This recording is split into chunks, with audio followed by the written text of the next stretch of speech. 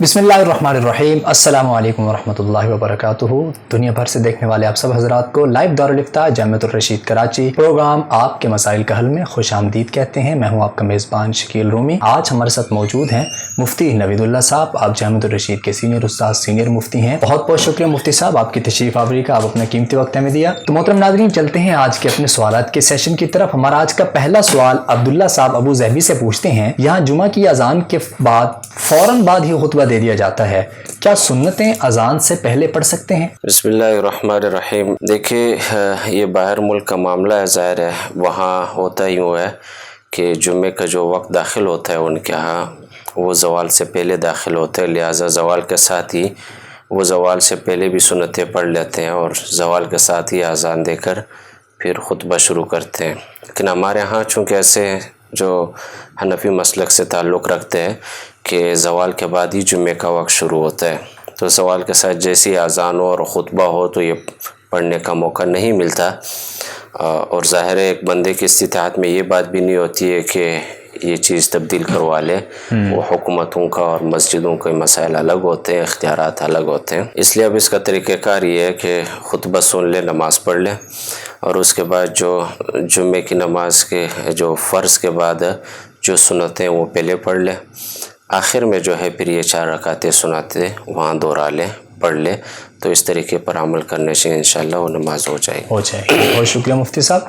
मोहम्मद उस्मान आवान लाहौर से पूछते हैं, क्या मस्जिद के तय खाने को मस्जिद में शामिल करने के लिए मस्जिद बनाने वाले से नियत करवाना पड़ेगी या वो ख़ुद ब खुद दाखिल समझी जाएगी? देखिए, किसी ने अगर ज़मीन वक़फ़ की है और ज़ाहिर है वो ज़मीन जो है वो नीचे से लेकर ऊपर तक वो सब ही मस्जिद का हिस्सा शुमार होती है। इसके जो हिस्स बनाएंगे, चाहे तहखाने की सूरत में हो या ऊपर मंजिलों की सूरत में, वो ख़ुद ब खुद मस्जिद बनती जाती है। वो ये तो ये नहीं, अगर आप तहखाना बना रहे हैं तो उसमें ये है कि वो मस्जिद का हिस्सा ही शुमार होता है, तो उसके लिए बाकायदा से नियत की ज़रूरत फिर नहीं पड़ती है, ख़ुद ब खुद वो शामिल हो जाता है तहखाना।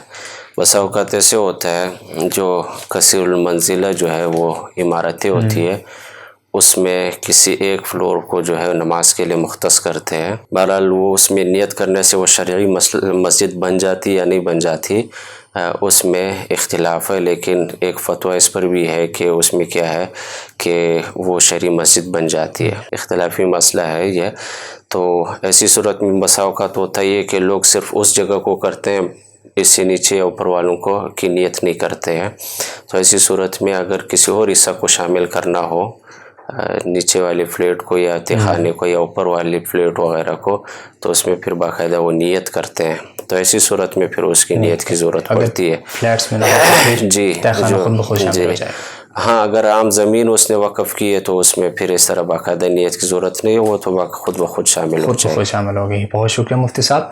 सैयद मुजाहिद साहब इंडिया से पूछते हैं, इमाम साहब बच्चों को असर की नमाज के बाद कुरान मजीद पढ़ाते हैं और इस दौरान बच्चों को नमाज की मश्क भी कराते हैं, जबकि वो मकरूह वक्त होता है, तो क्या उस वक्त बच्चों को नमाज की मश्क करवा सकते हैं? देखिए, नमाज की जो मश्क होती है उसमें बाकायदा नमाज की नियत नहीं होती है, सिर्फ नमाज के अफ़ाल और तरीक़ेकार समझाया जाता है कि नियत इस तरह बांधते हैं, रुकू इस तरह करते हैं, क़ियाम इस तरह करते हैं, सजदा इस तरह करते हैं, तो बाकायदा नमाज की नियत नहीं होती है। तो ऐसी सूरत में जहाँ बाकायदा नमाज की नियत ना हो, बच्चे नियत करके नमाज ना पढ़े, महज मश्क जो है वो मकसूद हो, वो मसलन अफ़ाल सिखा रहे हैं, नमाज के अमाल सिखा रहे हैं, तरीक़ेकार सिखा रहे हैं, तो इसमें हरज नहीं है। और बाकायदा नमाज ही मकसूद हो, नियत करके बाकायदा नमाज ही पढ़ाई जाती हो, तो अगर बच्चे हैं और उन्होंने असर की नमाज अदा की है तो फिर तो ज़ाहिर बात है ये मकरूह वक्त है, उसमें फिर नहीं पढ़ सकते हैं बाकायदा नमाज, फिर बचना चाहिए। तो नमाज अमलन तरीक़ेकार समझाना जिसमें नमाज की नियत ना हो, ये मश्क दुरुस्त है। बहुत शुक्रिया मुफ्ती साहब।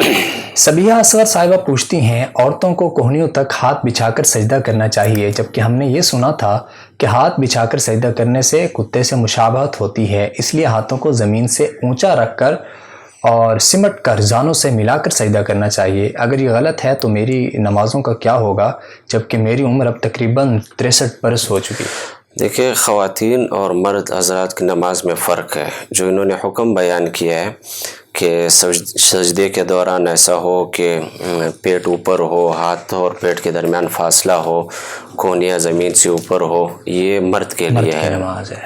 خواتین کے لیے طریقہ کار یہ ہے کہ کونیاں جو ہے زمین پر بچھا کے رکھے، ہاتھ ہے وہ یعنی پہلو کے ساتھ ملا کر رکھے اور خوب سمٹ کر سجدہ کر لیں.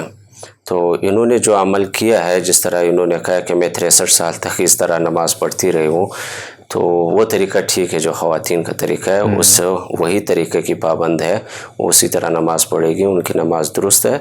یہ جو انہوں نے طریقہ سنا ہے وہ مرد حضرات کا طریقہ ہے کہ اس طرح کھل کے سجدہ کرنا، تو وہ طریقہ مرد حضرات کے لیے. بہت شکریہ مفتی صاحب. بنت عتیق لاہور سے پوچھتی ہیں، اگر کوئی شخص اتنی شدید بیماری میں مبتلا ہو کہ ڈاکٹر اس کی صحت یابی سے نا امید ہوں اور وہ شخص 5 وقت کی فرض نماز ہی بمشکل ادا کر پاتا ہو اور اس کے ذمہ کچھ سالوں کی نمازیں قضا بھی ہوں، تو ان قضا نمازوں کا کیا حکم ہوگا؟ کہ اگر وہ نمازیں ایسی حالت میں قضا ہوئی ہے کہ ان کو ہوش حواس سب کچھ تھا، مطلب صرف یہ ہے کہ نماز پڑھنے پر وہ قادر نہیں تھا، تو یہ نماز قضا ہے ان کے ذمہ. تو اب جب تک یہ برقرار ہے تو اگر یہ قضا نماز پڑھ سکتے ہیں تو ٹھیک، نہیں پڑھ سکتے ہیں تو پھر وہ وصیت کر لیں کہ میرے ذمہ اتنی نمازیں ہیں اور ہر نماز کی جو ہے وہ فدیہ ادا کیا جائے.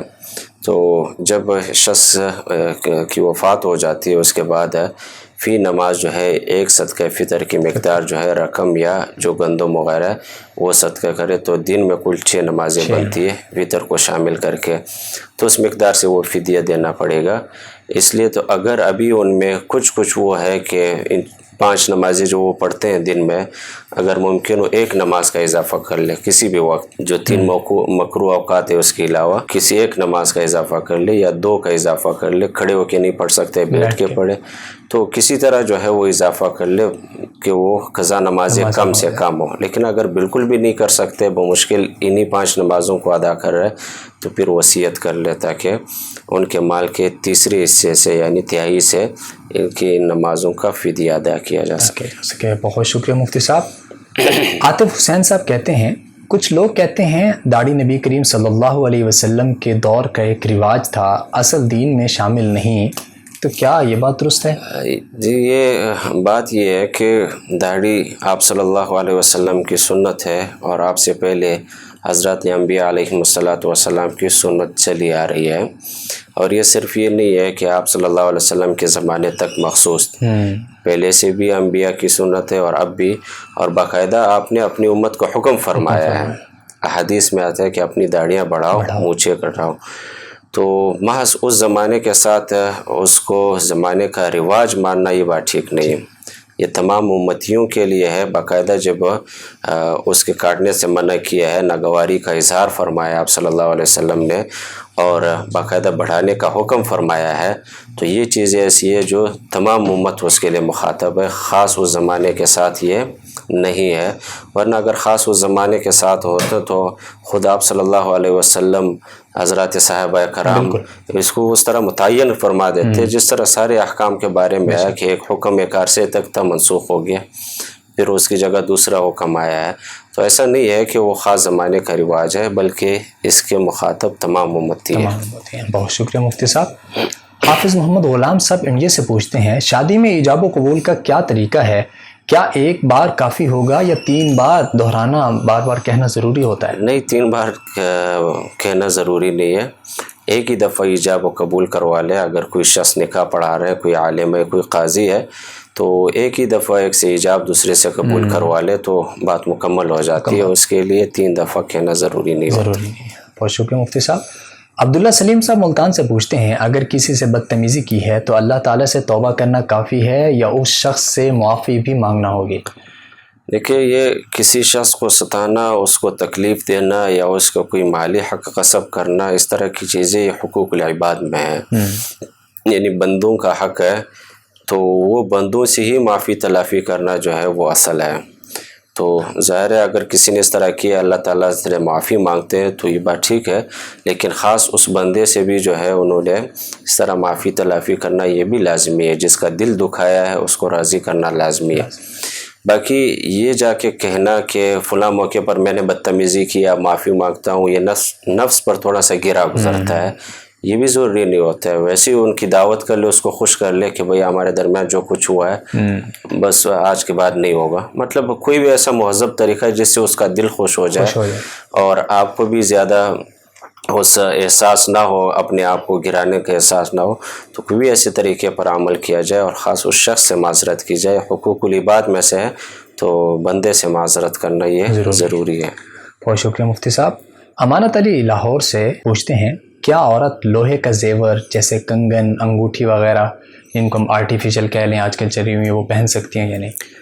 دیکھیے آرٹیفیشل جو باقی زیورات ہے وہ تو پہن سکتی ہے، اس میں کوئی حرج نہیں ہے. صرف انگوٹھی کے بارے میں مسئلہ ہے. انگوٹھی کے بارے میں بعض حضرات یہ کہتے ہیں کہ حرام ہے یا مکروہ تحریمی ہے، خاتون نہیں پہن سکتی ہے انگوٹھی جو لوہے یا دیگر دھاتوں کی ہو. تو حضرت مفتی رشید احمد گنگوہی رحمہ اللہ تعالیٰ، ان کی رائے یہ تھی کہ عورت کے لیے کہ یہ مکروہ تحریمی نہیں، مکروہ تنزیہی ہے. ہمارے حضرت رحمہ اللہ تعالیٰ نے یہ فرمایا کہ اصل الفتاوی میں کہ یہ جو خاتون کے لیے انگوٹھی ہے تو جو مکروہ تحریمی والا قول ہے اس میں احتیاط ہے، اور جو مکروہ تنزیہی والا قول ہے اس میں وسعت اور گنجائش ہے. تو لہٰذا جہاں پر اس میں ابتلا زیادہ ہو، یعنی لوگ خواتین زیادہ استعمال کرتی ہو، تو وہاں پر وسعت والے قول پر عمل کرنے کی گنجائش ہے، گناہ نہیں ہوگا خواتین کو. تو یہ صرف انگوٹھی کے بارے میں ہے. باقی دیگر زیورات جو ہے وہ دیگر دھاتوں سے اس کو استعمال کر سکتے ہیں. انگوٹھی کے بارے میں بھی جیسے اب تو ابتلا عام ہے، ہر عورت جو ہے وہ سونے چاندی کی خریدتی نہیں ہے تو دھاتوں کے یہ لوہے کی لیتی ہیں. تو اس میں ہم مطلب ان کو وہ مطلب یہ جو ترتیب میں نے بتایا کہ جیسے حضرت رحمہ اللہ نے فرمایا ہے کہ اس میں وسعت ہے، تو وسعت والے قول کے مطابق گنجائش. بہت شکریہ مفتی صاحب. مغیرہ فیصل آباد سے پوچھتی ہیں کیا مور کا انڈا حلال ہے؟ جو حلال پرندے ہوتے ہیں یعنی جن کو کھانا جائز ہوتا ہے ان کا انڈا بھی حلال ہوتا ہے، تو لہٰذا مور جو ہے اس کے انڈے کھا سکتے ہیں، حلال ہے کہ مور حلال ہے تو اس کے انڈے بہت شکریہ مفتی صاحب آپ کی تشریف آوری کا. محترم ناظرین، ہمارا آج کے سیشن اسی کے ساتھ اختتام کو پہنچتا ہے. اگر آپ کوئی سوال پوچھنا چاہتے ہیں، کسی بھی چیز سے متعلق شرعی رہنمائی چاہتے ہیں، تو ہمارے فیس بک پیج JTR مسائل آن لائن پر جا کر کمنٹ بار میں اپنا سوال لکھ سکتے ہیں. انشاءاللہ آئندہ نشستوں میں آپ کو آپ کے سوال کا جواب دیا جائے گا. اگلی نشست تک کے لیے دیجیے اجازت. السلام علیکم ورحمۃ اللہ وبرکاتہ.